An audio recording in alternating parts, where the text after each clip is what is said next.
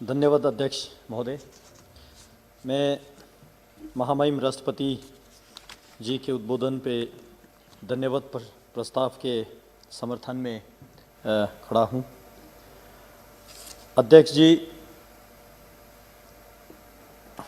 कल 2 दिन से धन्यवाद प्रस्ताव पे जो चर्चा चल रहे थे, मैं पूरे हर एक के भाषण को सुन रहा था, तो ज़्यादातर ने किसान को लेके, कोविड को लेके और बहुत सारे देश के मुद्दाओं को लेके कहा, लेकिन मैं और भी एक देश का मुद्दा एब्रोगेशन ऑफ आर्टिकल 370 को लेके, लद्दाख जो कि पिछले 1 साल पूरा देश के लिए चर्चे में रहे, लद्दाख को लेके, जम्मू कश्मीर को लेके, इन विषयों को टच करते हुए अपने बात को मैं संक्षेप में लाना चाहूँगा।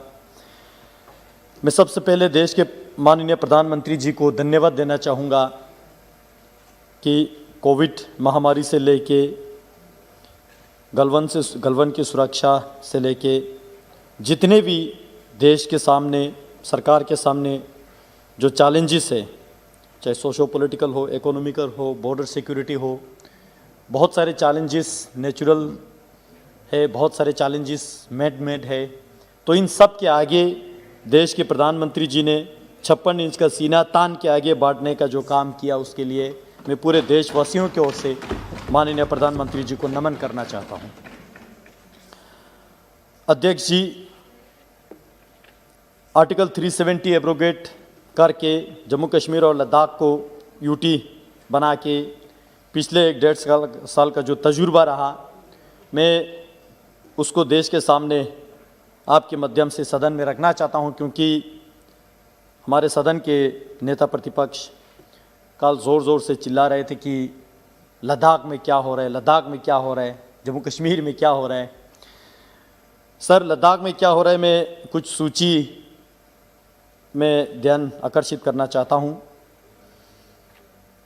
देश के इतिहास में पहली बार यूनियन टेरिटरी बनने के बाद लेह और कारगिल को मिला के 2019 से 2020, 2020 से 2021 तक यूनियन बजट में हमें 7,000 करोड़ जो मिला, 2021 और 2022 में 5,958 करोड़ जो है इस बजट में जो प्रपोज किया।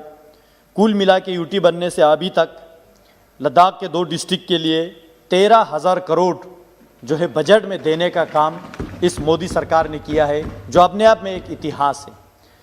मैं एमपी बनने से पहले लद्दाख ऑटोनोमस हिल डेवलपमेंट काउंसिल का 6 महीने का मुझे चेयरमैन के रूप में काम करने का मौका मिला।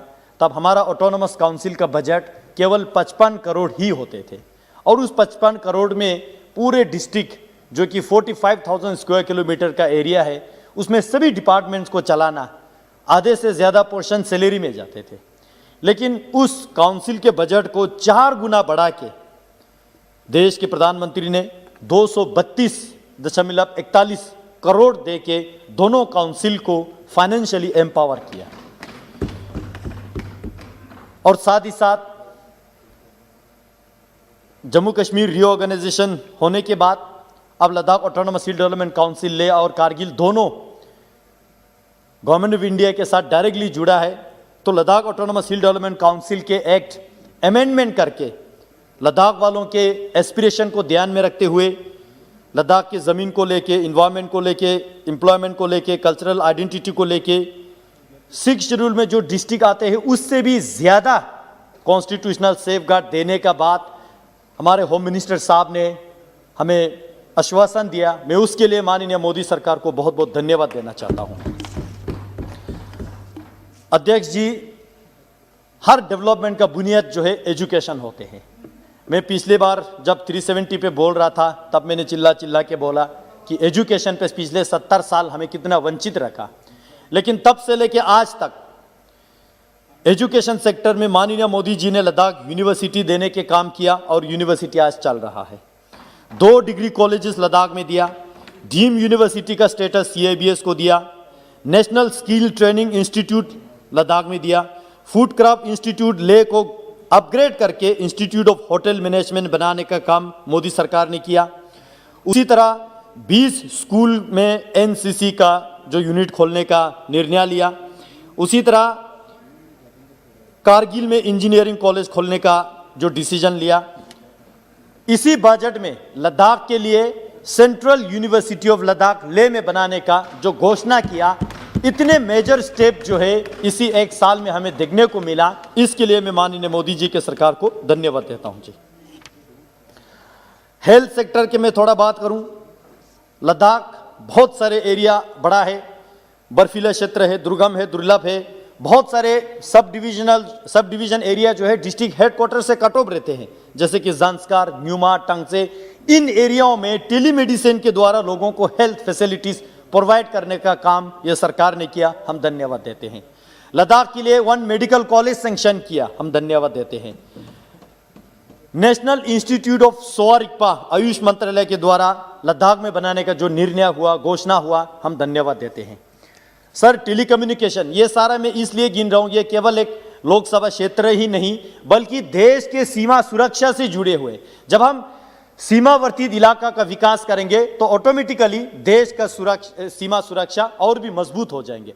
तो ये पहले के सरकारों ने, यूपीए सरकार ने इसको जानने की कोशिश नहीं किया, लेकिन मोदी सरकार ने ये सारा जानते हुए टेलीकम्युनिकेशन की अगर मैं बात करूं, पिछले इसी एक साल में यूनिवर्सल सर्विस ऑब्लिगेशन फंडिंग के तहत 54 मोबाइल टावर जो 4G के सुविधा के साथ वहां लगाने का काम इस सरकार ने किया। वीसेट लगाने का काम एमरसेट के साथ। जो गांव दूर दराज इलाका है, मीडिया में बहुत सारे मेंबर्स ने देखे होंगे, 2-2, 3-3 दिन में खुद पैदल चल के जाता हूं, उन विलेजेस को एमरसेट के जरिए, वीसेट के जरिए इंटरनेट से जोड़ने के काम ये सरकार ने किया। उसी तरह अगर मैं पढ़ते जाऊं, सूची बहुत लंबा है, समय कम है, इसलिए मैं ज्यादातर पॉइंट्स को मैं स्किप कर रहा हूं। सर, एयर सर्विस को लेके ले एयरपोर्ट 1985 में बने थे, उसको अभी तक अपग्रेड करने के लिए पहले के सरकारों ने नहीं सोचा। उस एयरपोर्ट को 480 करोड़ दे के अपग्रेड करने का निर्णय जो है मोदी सरकार ने किया। और वो देश में बहुत सारे एयरपोर्ट है, उन एयरपोर्ट से अलग होगा, हट के होगा। पूरे लद्दाख के कल्चर, लद्दाख के आइडेंटिटी को उसमें झलकते हुए वो एयरपोर्ट जो इंटरनेशनल स्टैंडर्ड का बनने का जो निर्णय लिया। कारगिल का एयरपोर्ट एक्सपेंशन करने का निर्णय लिया। कारगिल एयरपोर्ट रिलोकेट करने की जरूरत है, वो सरकार उसमें कंसीडर कर रहा है। कारगिल में छोटे जहाज अभी उतारने का पूरा चांस है, लेकिन कॉमर्शियल वायबिलिटी नहीं होने के कारण से नहीं आ रहा है। हमारे टूरिज्म मिनिस्टर साहब इसी जनवरी 25 तारीख को कारगिल में आके -30 डिग्री सेल्सियस में वहां नाइट स्पेंड किया। मैं देश के सरकार को धन्यवाद देना चाहता हूं। सरकार ने कारगिल को सीधा दिल्ली के साथ जोड़ने का काम किया, और वहां जो गैप फंडिंग आता है कॉमर्शियल फ्लाइट के लिए, वो टूरिज्म मिनिस्ट्री की ओर से देने के बाद किया। मैं धन्यवाद देता हूं सर। उसी तरह नुब्रा थोएस के एयरपोर्ट जो है वो वहां पे टर्मिनल बिल्डिंग करके सिविल हवाई जहाज चलाने का जो बात किया। सर, बॉर्डर सुरक्षा को लेके जो बहुत सारे रोड्स जो है, ब्रिजेस है, वहां कनेक्ट करने की जरूरत है। जोजिला टनल जो कश्मीर और लद्दाख को 12 महीना जोड़ने का जो काम जो है मोदी सरकार कर रहा है। मैं आज के बता रहा हूं, -30 डिग्री सेल्सियस में वहां पे हेवी बड़ा जो स्नोफॉल होते हुए वहां पे आज भी काम चल रहा है। पहले सरकार का मानसिकता यह था कि वहां पे ये काम करने का सीजन नहीं है, ठंड होता है, लेकिन ये सरकार ने वो मानसिकता चेंज करके -30 डिग्री सेल्सियस में वहां पे टनल निकालने का जो काम आज हो रहा है, मैं इसके लिए धन्यवाद देना चाहता हूं। न्येमो पादुम दर्चा रोड 3 साल के काम जो है पिछले 3 महीने में करके जो ले से जंस्कार सीधा 8 घंटे में कनेक्ट होने के काम जो है ये सरकार ने किया। ये सारा इसलिए बता रहा हूं क्योंकि ओपोजिशन के लीडर कल पूछ रहे थे कि लद्दाख में क्या चल रहा है, ये जानना बहुत जरूरी है। Sir, Shinkula tunnel, Taklangla tunnel, Lachungla tunnel, सारा डीपीआर बनने का काम हुआ है। मैं मोटे मोटे पॉइंट पढ़ रहा हूं सर। उसी तरह टूरिज्म को लेके बहुत सारे जो विस्तार कर रहा है, होम स्टे को प्रमोट कर रहे हैं, नया ट्रैकिंग रूट्स खोल रहा है, नया जो है कारगिल को टूरिज्म की दृष्टि से प्रमोट करना बहुत आवश्यकता है, वो हो रहा है। क्योंकि देश में एक ऐसा परसेप्शन बना रखे है कि कारगिल माने वार जोन, ऐसा नहीं है सर। कारगिल वार जोन नहीं है, कारगिल पीसफुल टूरिस्ट डेस्टिनेशन है। ये परसेप्शन बदलने का काम हमारे टूरिज्म मिनिस्टर प्रहलाद साहब ने वहां आके जो नेशनल टूरिज्म डे कारगिल में मना के ये सरकार ने दिखा दिया है कि कारगिल हम कहां लेके जाना चाहते हैं। मैं इसलिए देश के सरकार को धन्यवाद देना चाहते हैं। सर, युवा और खेल के संबंधित थोड़ा बोलूंगा, फिर मैं जम्मू कश्मीर धारा 370 इंटरेस्टिंग पॉइंट पे आऊंगा। सर, माननीय सदस्यगण, आपको 10 मिनट हो गए बोलते हुए। सर नहीं हो सर, आप 1 मिनट में अपनी बात कर मैं संक्षेप करता हूं सर। चलो ये सारा पॉइंट में स्किप करके सर, माननीय सदस्यगणों से आग्रह कर रहा हूं कि वो अपनी बात को घड़ी में देखकर 5 मिनट में अपनी बात को समाप्त कर दें। आपको नहीं, आपको तो 10 मिनट हो गए। और माननीय सदस्य सर, 1-2 पॉइंट सर, जरूरी। कल अधीर रंजन जी पूछ रहे थे कि चाइना आके हजारों किलोमीटर लेके गया। ये सच बता रहे सर, चाइना आके हजारों किलोमीटर लेके गया। मैं डेटा के साथ बताऊं, अक्साई चीन 27,250 किलोमीटर 1962 में कांग्रेस के टाइम पे लेके गया। ये रिकॉर्ड में जाना चाहिए। त्यापंगनाक छबजी वैली जो कोरजोक से 250 किलोमीटर चुमुर एरिया में 208 तक यूपीए सरकार के टाइम पे ले गया। अधीर रंजन जी सच बता रहे हैं। जोरावर फोर्ट जो दिमजोक में थे उसको तोड़ के चाइना के पीएलए ने 2008 तक वहां पे ऑब्जर्विंग पॉइंट बना दिया। 2012 तक ये कांग्रेस के टाइम पे हुआ। उसी तरह धूमचेले जो एंशिएंट ट्रेड पॉइंट है 2008 से 9 तक वो भी ले गया। तब सरकार में कौन थे? कांग्रेस थे। लेकिन आज मैं मोदी जी को धन्यवाद देना चाहता हूं जो देश के सुरक्षा केवल प्रधान सेवक ही नहीं बल्कि प्रधान रक्षक बन के जो है देश के सीमा को इतने मजबूत करके 10-20 गुना इंडियन आर्मी उधर तैनात करके देश के सीमा को इतना मजबूत किया। इसलिए मैं बताना चाहता हूं सर, आजादी के कभी शाम नहीं होने देंगे, शहीदों की कुर्बानी बदनाम नहीं होने देंगे। बची हो जो एक बूंद भी लहू की, तब तक भारत माता का अंचल कांग्रेस की तरह नीलाम होने नहीं देंगे। सर, आर्टिकल 370 पे मैं थोड़ा सा बोलना चाहूंगा क्योंकि सदन में डॉक्टर फारूक अब्दुल्ला साहब ने बड़ा अच्छा इमोशनल स्पीच दिया और उन इशारे में यह बता दिया कि ये सरकार जो है मुस्लिम विरोधी है, ये जो है धर्मनिरपेक्ष करते हैं। लेकिन मैं बताना चाहता हूं सदन में सर, जब फारूक अब्दुल्ला साहब के सरकार वहां पे थे 370 वो लोग एंजॉय कर रहे थे। गुज्जर बकरवाल समुदाय जो गुज्जर बकरवाल समाज जो है 100% मुस्लिम है सर, कभी ऊपर उभारने नहीं दिया। लेकिन यह सरकार ने 370 हटने के बाद कल डीडीसी इलेक्शन चुनाव किया। गुज्जर बकरवाल को पॉलिटिकल रिजर्वेशन देके उस मुस्लिम समाज को जो पिछड़े थे दबे थे उसको उठाने का काम जो है इस सरकार ने किया। यह मैं रिकॉर्ड में लाना चाहता हूं सर 370 हटने के बाद ग्रास रूट डेमोक्रेसी वहां आने लगा सर। वहां पे जो है डीडीसी इलेक्शन हुआ, वहां पे ब्लॉक डेवलपमेंट काउंसिल का चुनाव हुआ, वहां पे जो है आज केवल 87 एमएलए का इलेक्शन नहीं, 40,000 से ज्यादा पंच एंड सरपंच इलेक्टेड है इस सरकार के दौरान। 3,000 से ज्यादा ब्लॉक डेवलपमेंट काउंसिल का चेयरमैन इलेक्टेड है। 280 से ज्यादा डीडीसी का मेंबर जो है वहां पे। और इतना जितना भी चुनाव हुआ उसमें एक बंदूक नहीं चले, एक चिड़िया के जान तक नहीं गया। वाजपेयी साहब कहते थे जमहूरियत, कश्मीरियत और इंसानियत, इससे बढ़िया जमहूरियत हमें क्या चाहिए। जो डिस्ट्रिक्ट जो है टेररिस्ट के लिए माना जाते हैं, मैं नाम नहीं लूंगा बुरा लगेगा, उन डिस्ट्रिक्ट्स में इस बार 60% 70% वोट होने लगा। 70-80 साल के बुजुर्ग जो है खुद चल के वोट डालने के लिए आया, जो पिछले 30 साल तक वोट डालने के लिए नहीं आया सर। तो इससे ज्यादा जमहूरियत क्या चाहिए।